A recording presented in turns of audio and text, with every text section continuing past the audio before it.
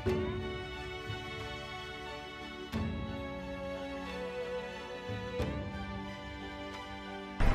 set nilai yang berkaitan dengan keadilan dan keseksama dikenali sebagai hak asasi manusia. Mereka menghormati hak kita untuk hidup seperti yang kita pilih dan mencapai potensi penuh kita sebagai rakyat. Hidup tanpa rasa takut atau hidup tanpa gangguan atau prasangka adalah perkara yang mereka semua tentang. Hak asasi manusia adalah koleksi nilai yang menekankan keadilan dan kesesamaan. Mereka mengakui bahawa kita mempunyai hak untuk menjalani kehidupan seperti yang kita pilih dan untuk mencapai potensi penuh kita sebagai manusia. Dunia yang adil dan aman di mana setiap orang mempunyai peluang untuk menjalani kehidupan yang bermaruah dan dihormati bergantung pada perlindungan dan promosi hak asasi manusia. Hak asasi manusia berfungsi sebagai prinsip panduan bagaimana orang, kumpulan dan kerajaan berinteraksi antara satu sama lain dan berada di tengah-tengah semua institusi sosial, ekonomi dan politik. Dalam pengenalan ini, kita akan melihat perkembangan hak asasi manusia, kepentingannya dan kesukaran yang berkaitan dengan mempertahankannya. Berdasarkan Kamus Oxford Advanced Learner, hak asasi manusia adalah salah satu hak asasi yang semua orang perlu dilayan secara adil dan tidak kejam, terutamanya oleh kerajaan mereka sendiri. Manakala definisinya daripada Kamus Cambridge, hak asasi manusia adalah hak layanan yang adil dan bermoral yang dipercayai dimiliki oleh setiap orang. Berdasarkan seorang cendekiawan bernama Louis Hankin, iaitu seorang pengerusi ijazah kedoktoran Pusat Kajian Hak Asasi Manusia di Universiti Columbia, beliau berkata bahawa idea hak asasi manusia berkaitan tetapi tidak setara dengan keadilan, kebaikan dan demokrasi. Tegasnya, konsepnya ialah setiap individu mempunyai tuntutan yang sah ke atas masyarakatnya untuk kebebasan dan faedah yang ditentukan, seperti yang dinyatakan dalam Deklarasi Hak Asasi Manusia Sejagat. Hak asasi manusia dari perspektif Barat diasaskan pada hak individu dan bukan kumpulan. Barat cenderung untuk mempercayai bahawa hak asasi manusia adalah hak individu dan berpendapat bahawa hak kolektif boleh disalahgunakan tanpa mengakui bahawa hak individu juga boleh disalahgunakan dan menyebabkan kerosakan besar pada hak kolektif. Dari perspektif Timur pula, ia berbeza daripada institusi demokrasi dan kerangka liberal. Perspektif mereka lebih tertumpu kepada kewujudan bersama dan rasionaliti terletak pada kepampanan yang sejajar dengan reciprocity rule, di mana orang ramai cenderung merasa bertanggungjawab untuk membalas budi selepas orang lain melakukan kebaikan untuk mereka. Marilah kita berbincang tentang prinsip-prinsip hak asasi manusia. Prinsip asas hak asasi manusia adalah bahawa setiap orang mempunyai hak untuk kebebasan dan hak asasi tertentu sebagai seorang manusia. Hak-hak ini sering dianggap tidak dapat dilupakan, tidak dapat dipisahkan dan universal. Pada masa kini, prinsip-prinsip ini digunakan oleh setiap orang tanpa mengira kewarganegaraan, etnik, agama, jantina atau ciri lain kerana mereka bersifat universal. Prinsip-prinsip ini tidak dapat dilupakan dalam arti bahawa tidak ada pemerintah, organisasi atau orang yang berhak mencabut mereka atau mengetepikannya. Idea hak asasi manusia berdasarkan pada keyakinan bahawa setiap individu mempunyai nilai dan martabat yang harus dilayan dengan hormat dan adil. 6 contoh asas hak asasi manusia berdasarkan United Nations Population Fund adalah: prinsip yang pertama sekali adalah universal dan tidak dapat dielakkan.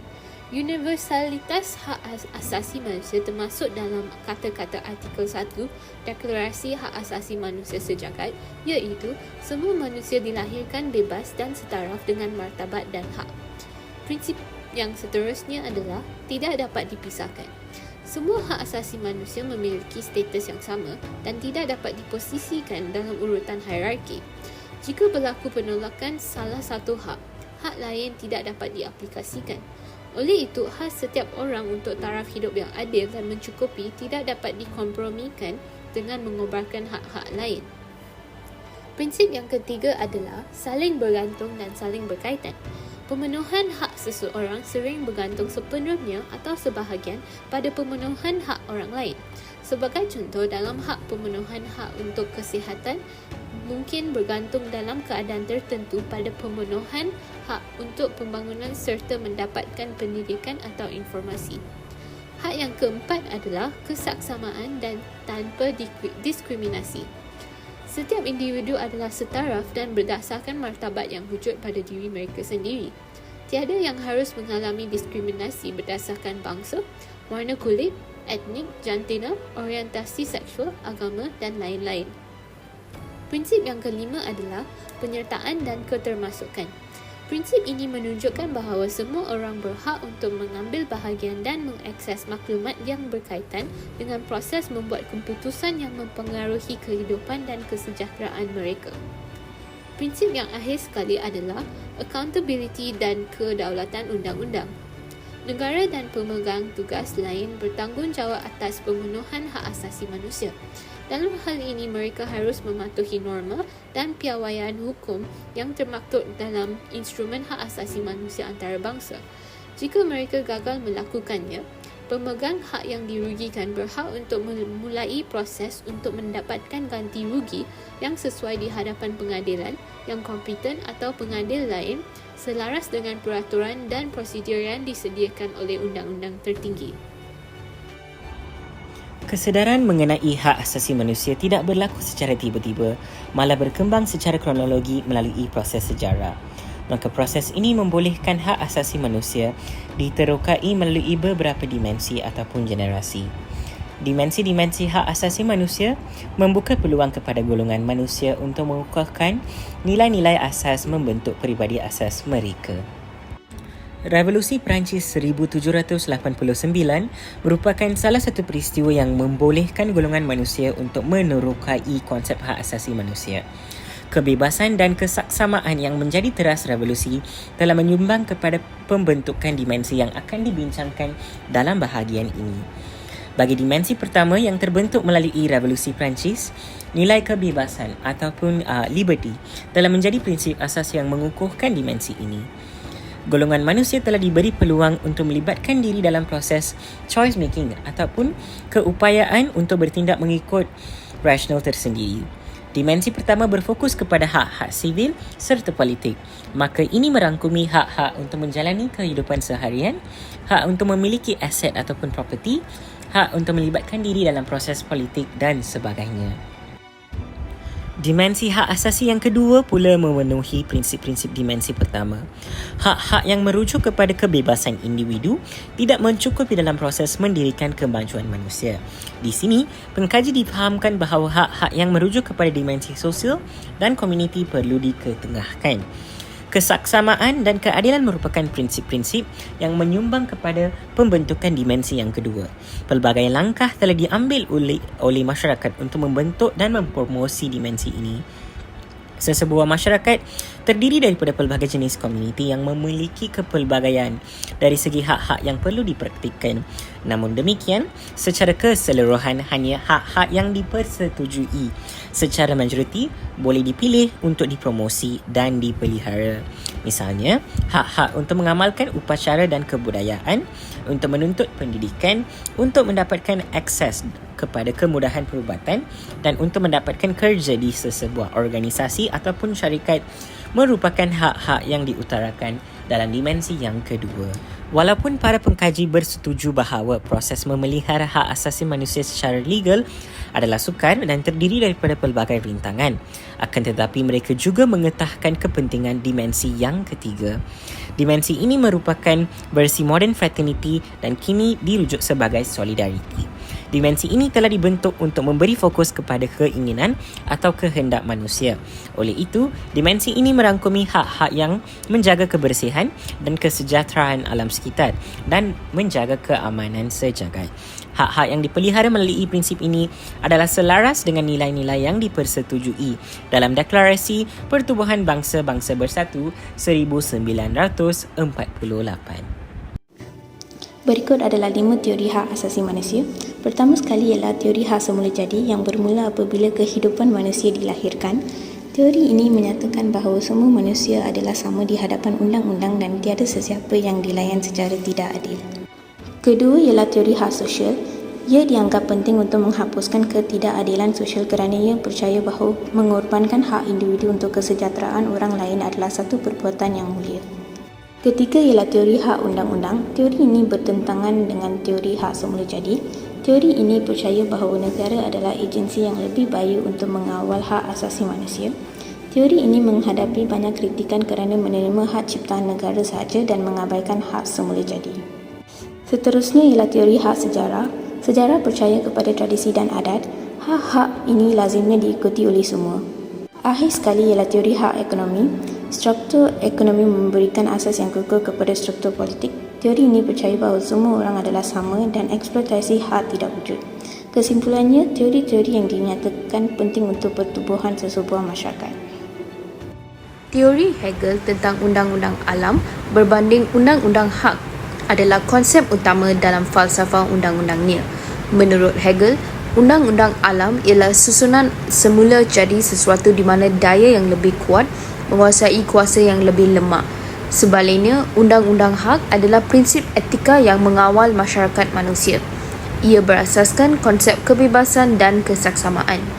Hegel berhujah bahawa undang-undang alam dan undang-undang hak adalah bertentangan antara satu sama lain.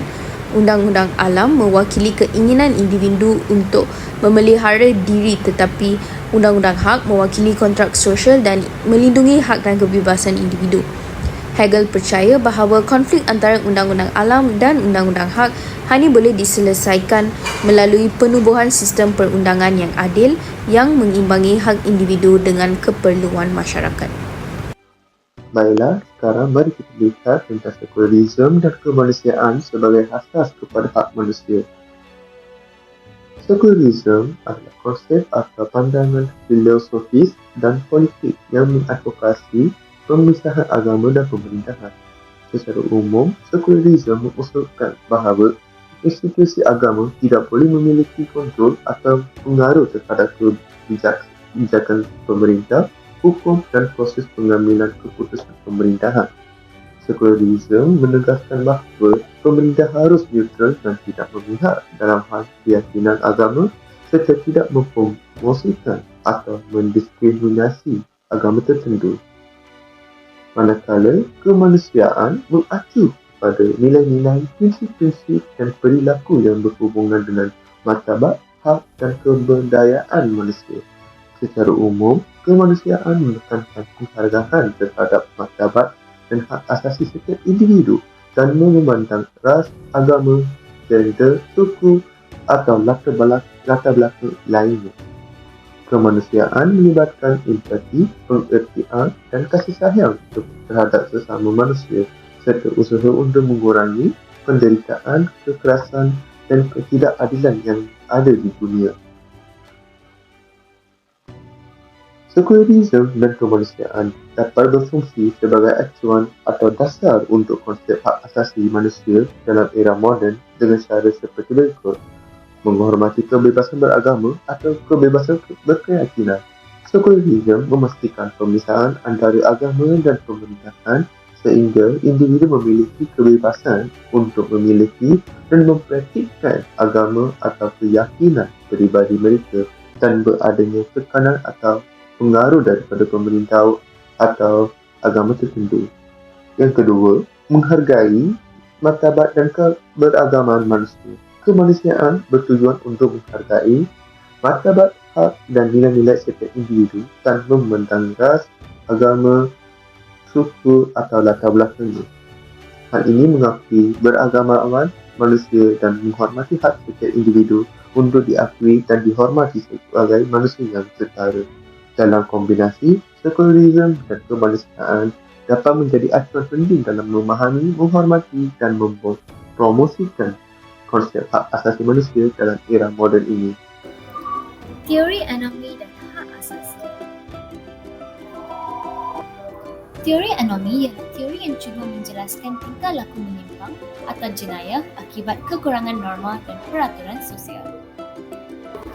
Tanpa rasa solidariti sosial, masyarakat boleh jatuh ke dalam anomi dan tidak dapat menjadi normal dalam masyarakat.